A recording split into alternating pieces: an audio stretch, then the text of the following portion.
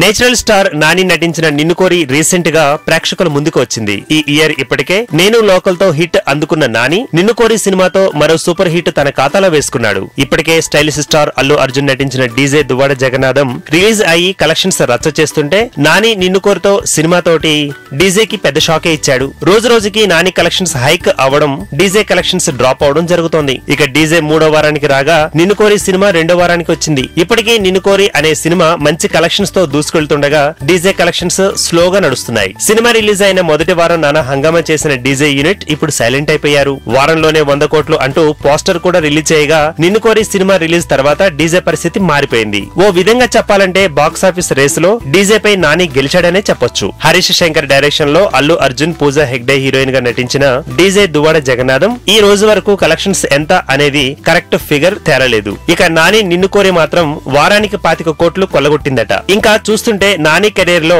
నిన్ను కోరి cinema sensational మూవీగా నిలిచే అవకాశాలున్నాయని తెలుస్తోంది. శివ నిర్వాణ డైరెక్షన్ లో వచ్చిన నిన్ను కోరి cinema DVV Danayya నిర్మించగా Kona Venkat co producer గా వ్యవహరించారు.